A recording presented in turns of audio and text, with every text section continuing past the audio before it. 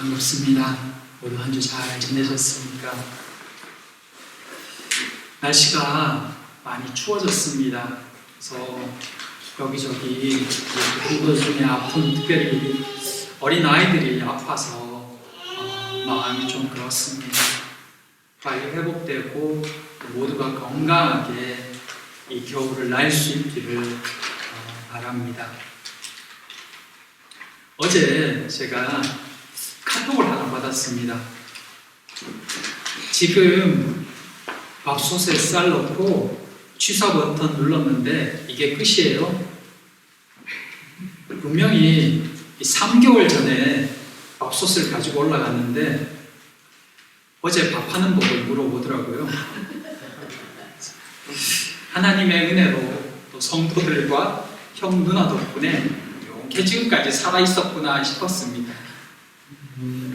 이제 아들 밥 걱정은 안 해도 되나 봅니다. 하나님께서 환경에 따라 살도록 사람을 만드셨구나 하는 걸 새삼 깨닫게 됩니다. 염려 걱정은 하나님께 맡기고 주어진 환경에서 우리 열심히 또 주어진 하루하루를 살았으면 좋겠습니다. 오늘은 민수기 3장의 말씀으로 함께 은혜를 나누고 싶습니다. 민수기는 광야 38년이죠. 정확히 따지면 40년이지만 광야에서 살아가는 이스라엘의 모습이 나옵니다. 전혀 다른 환경, 그 속에서 살아가는 이스라엘의 삶의 이야기, 그것이 민수기입니다. 그들의 광야에서의 삶은 특별히 시내산을 떠난 38년의 삶은 두 번의 인구조사로 감싸여 있습니다. 시내산을 떠나기 전 한 번, 그리고 이제 40년 뒤 약속의 땅으로 들어가기 전에 또 한 번의 인구조사가 나옵니다. 인구조사는 군사 목적이지만 한편으로 하나님의 은혜가 40년 동안 이스라엘 가운데 어떠했는지를 또한 보여줍니다.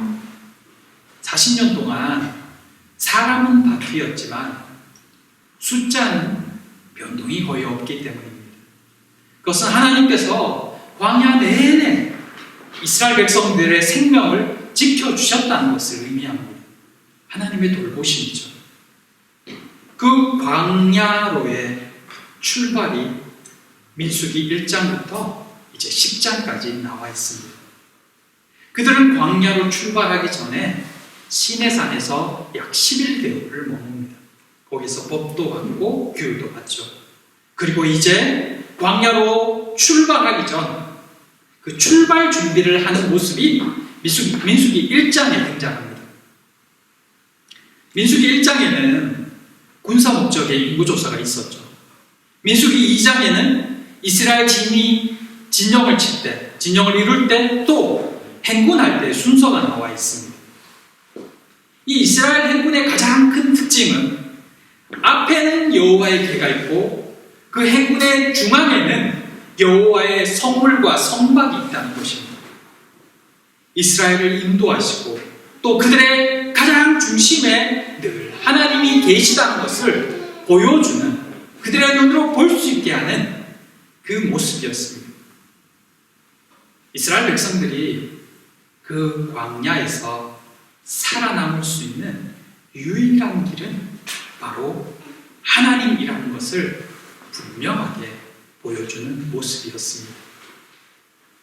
이렇게 이스라엘의 출발 모습과 준비 모습을 말하는 성경이 갑자기 방향을 바꾸어서 제사장과 레위 지파의 이야기를 합니다.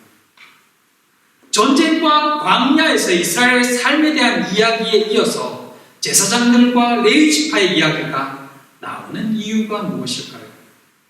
오늘은 이 말씀을 함께 살펴보고자 합니다.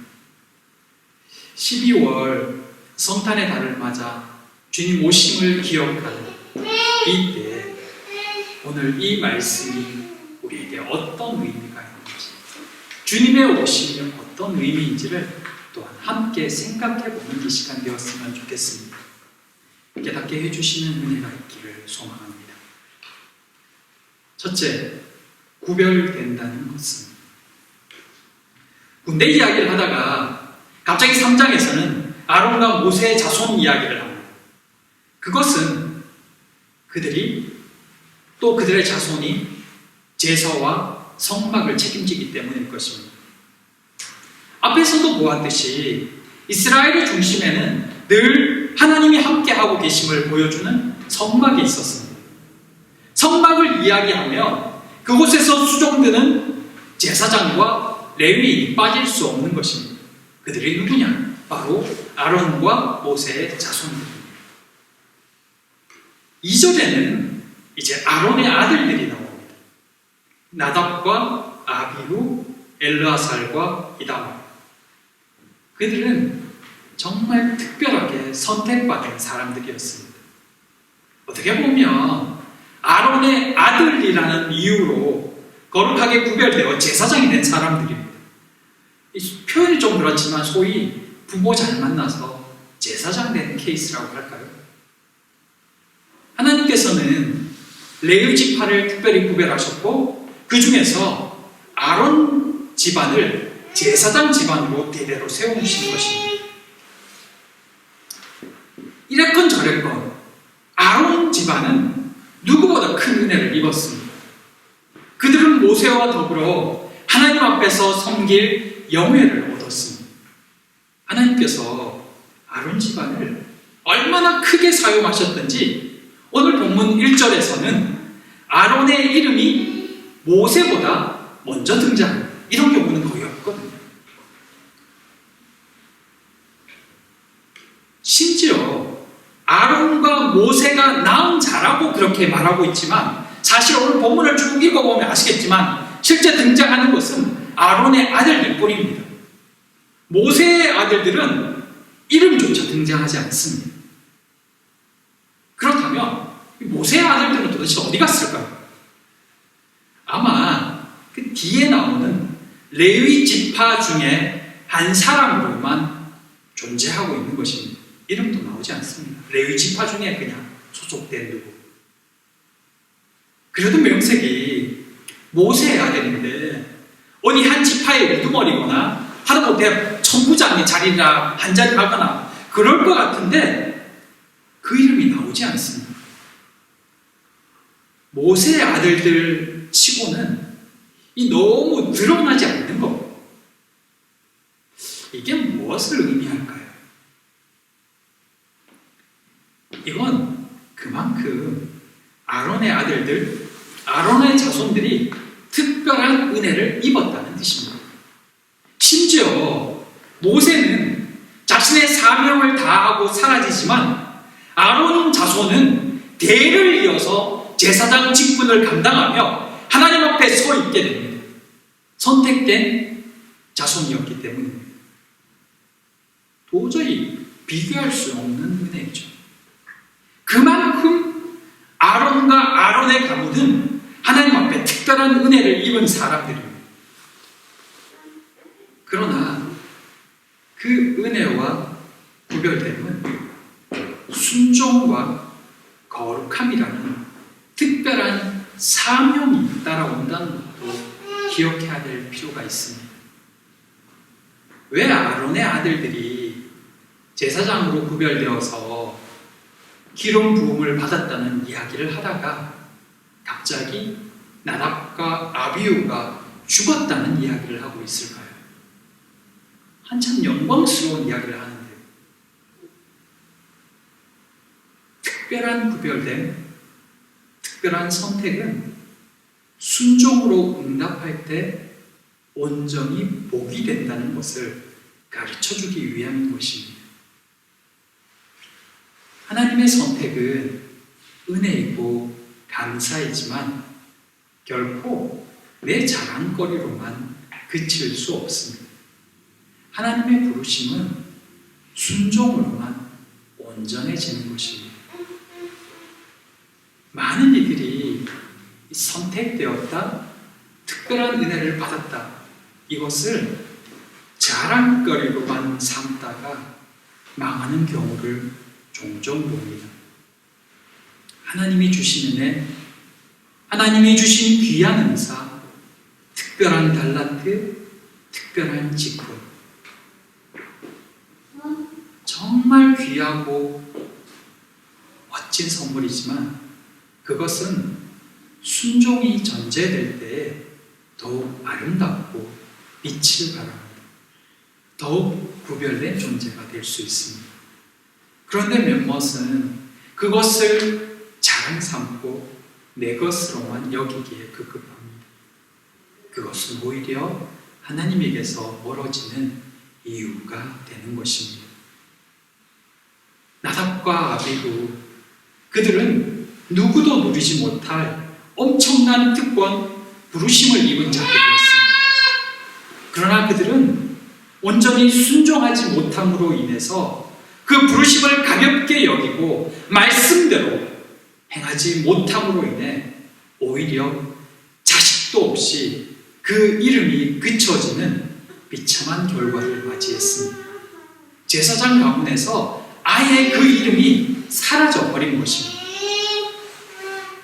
하나님께서 불러주신 은혜, 하나님께서 부어주신 은혜, 선택해 주신 그 사랑, 그 사랑과 은혜가 아론 지파를 제사장 가문으로 불러주신 은혜보다 결코 작지 않습니다.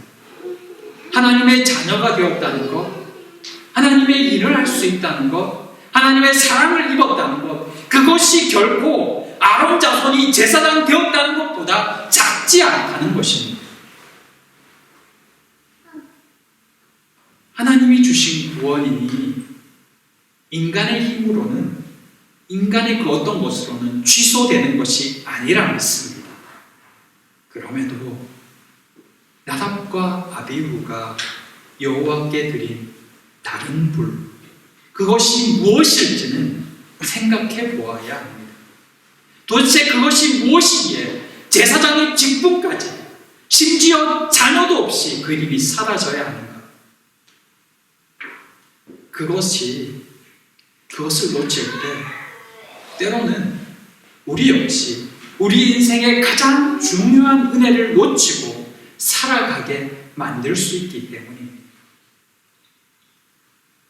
나답과 아비후가 드린 다른 불은 여호와의 번제단에서 나오지 않는 불이었습니다.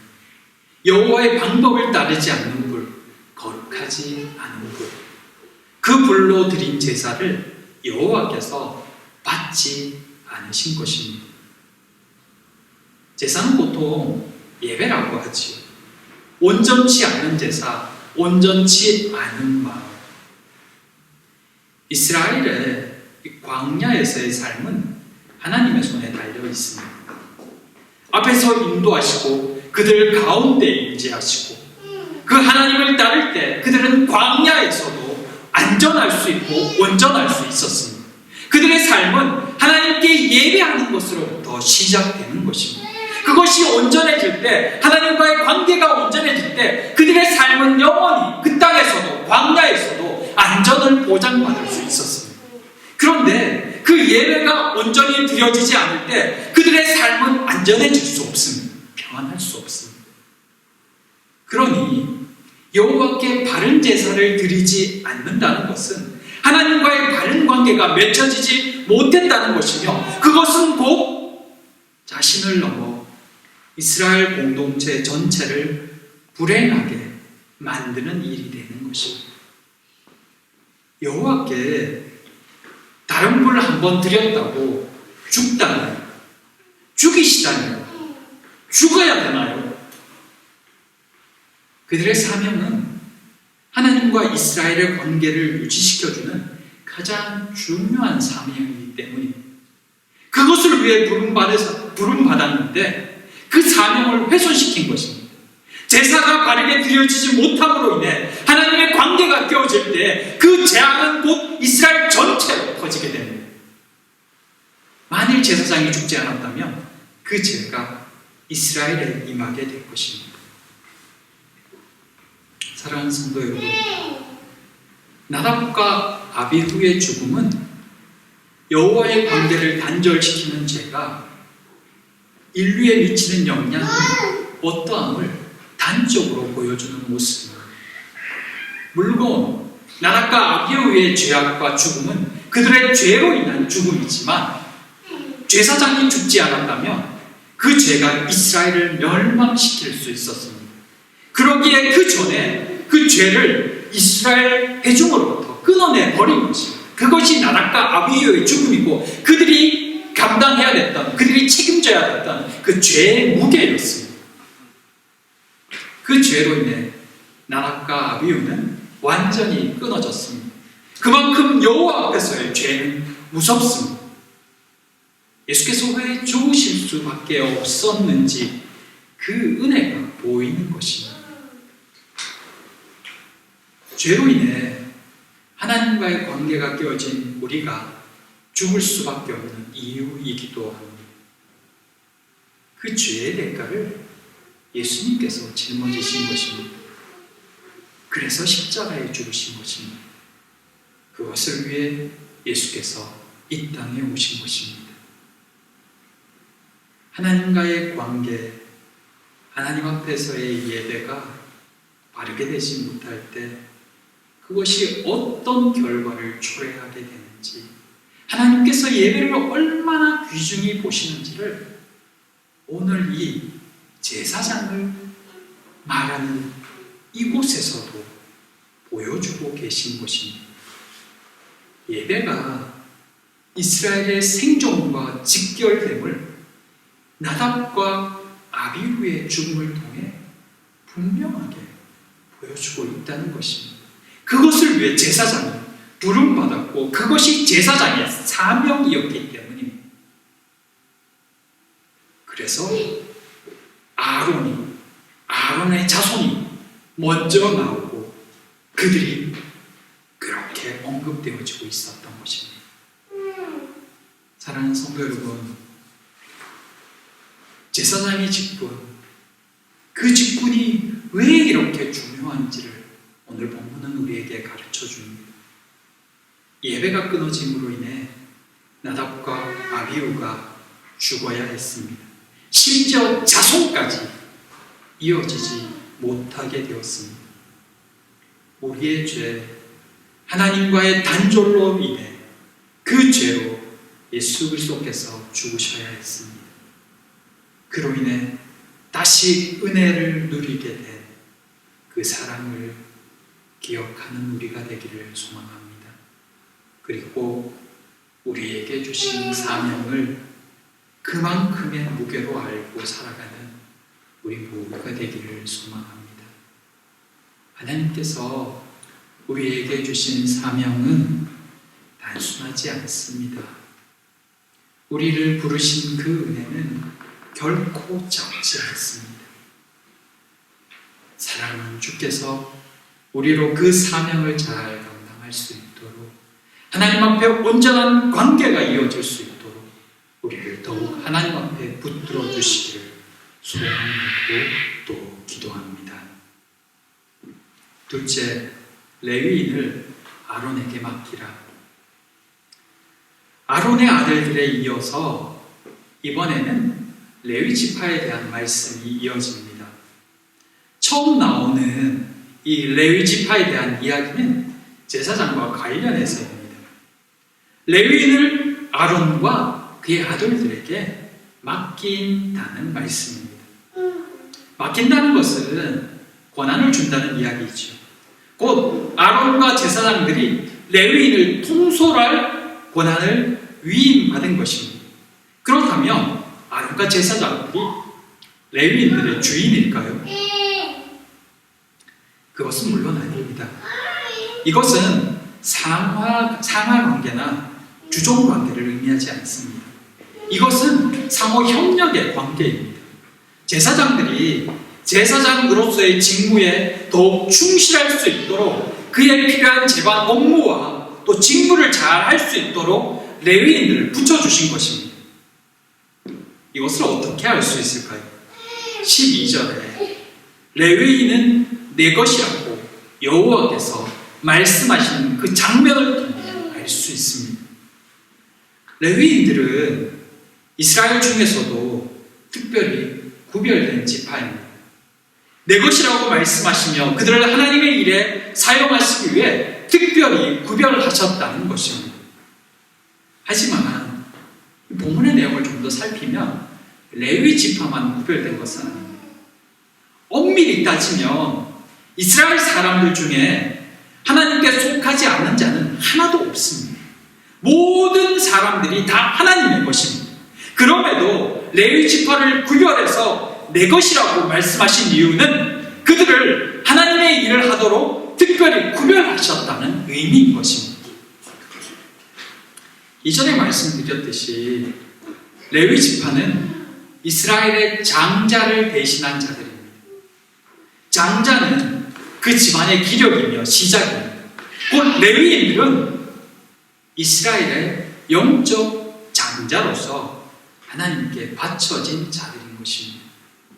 이것은 표현하자면 11조의 개념과 같다고 설명드렸습니다. 열의 하나를 구별하여 드리는 것이 곧 내가 가진 전부가 하나님의 것이라는 것을 인정하는 신앙 고백인 것처럼 이스라엘의 장자를 대신한 레위인을 받으신 것은 이스라엘 전부가 하나님의 것이다, 하나님이 받으셨다는 것을 의미한다는 것입니다. 그것이 레위인을 받으셨다는 것의 영적인 의미입니다. 내 것이라고 말씀하셨다는 것은 그것을 끝까지 지키시며 보호하신다는 의미입니다. 그리고 그들로 여호와를 수종들게 하는 것입니다. 하나님께서 내 것 삼으신 레위인은 영원토록 하나님 앞에서 여호와를 수종드는 자로 살아갑니다. 이스라엘을 구원하시고 그 이스라엘의 장자를 대신한 레위 지파를 받으심으로 그들로 하여금 영원히 하나님을 섬기는 자로 삼으신 이 모습은 오늘 우리를 구원하신 하나님의 사랑을 깨닫게 합니다. 여호와께서 우리에게 원하시는 것 또한 하나님의 것으로 구별된 우리가 영원히 하나님을 섬기는 자로 살기를 바라시기 때문입니다. 사랑하는 성도 여러분, 우리는 지금 세상에서 사람들과 함께 살지만 하나님의 구별된 자로 받으셨음을 기억하기 바랍니다. 너는 내 것이라 말씀하시는 그 하나님의 음성을 기억하셨으면 좋겠습니다. 구별된 자로 하나님을 섬기는 자로 그렇게 레위 지파를 뽑으셨던 오늘 이 땅 가운데서 우리를 자녀로 구별하시고 또 우리로 하나님을 섬기는 자로 살기를 바라십니다. 지난 시간에 말씀드렸습니다. 레위 지파는 이스라엘과 하나님 사이에 영적 통로의 역할을 한다고요. 우리 역시 세상 가운데 하나님과 세상을 연결시키는 통로의 역할을 해야 합니다. 예수 그리스도께서 우리를 살리시고 또 우리를 하나님의 자녀로 연결시켜 주셨듯 이제 하나님의 자녀들로 세상과 온전한 관계를 맺고 또 그 속에서 온전한 통로의 역할을 하기를 원하신다는 것입니다. 사랑하는 우리 성도들이, 하나님의 자녀들이 그 역할을 잘 감당했으면 좋겠습니다. 먼저 구별된 자로 자신을 하나님께 드리고 또 하나님을 예배하는 자로 세상 가운데 여러분을 보여주시기 바랍니다. 그때 예수의 이름이 그들에게도 증거되어지고 그들도 주께로 나오는 은혜가 있게 될 것입니다. 하나님께서 사랑하는 주의 자녀를 그렇게 사용하시고 또 그렇게 세상 가운데 여러분을 드러내 주시기를 소망합니다. 이 시간 우리 함께 기도했으면 좋겠습니다. 성탄절이 다가옵니다. 즐거운 성탄절이지만 여전히 전쟁 중에 있는 우크라이나와 그리고 러시아에도 평화의 왕으로 오신 주님의 평화가 임할 수 있도록 성탄절만이 아닌 삶으로 예배하는 진정한 그리스도인으로 이 땅의 모든 그리스도인들이 살아갈 수 있도록 기도해 주시기 바랍니다. 오늘 우리가 기도해야 될 일들이 있는지, 또 하나님 우리 가운데 베풀어 주셔야 될 은혜가 무엇인지 우리 이 시간 생각하면서 또 우리 영혼들을 기억하면서 먼저 함께 같이 기도했으면 좋겠습니다. 기도합니다. 사랑과 은혜의 하나님, 12월 성탄의 날입니다. 온 세상 구주로 오신 주님을 여전히 부정하는 세상 가운데 긍휼을 베풀어 주시옵소서. 믿는 자들이 더욱 깨어 복음의 목소리를 내게 하여 주시옵소서. 하나님께 예배드림이 가장 먼저임을 기억하며 하나님과 관계를 회복하는 그리스도인 되게 하시며 그 회복된 관계로 세상을 향해 나아가는 우리 모두가 되게 하여 주시옵소서. 아픈 로빈이, 진우, 그리고 회복 중에 있는 이금숙 권사님을 특별히 기억하여 주시옵소서. 이 한 주도 주님을 더 깊이 묵상하는 우리 모두가 되기를 소망하며 예수님 이름으로 기도드립니다. 아멘.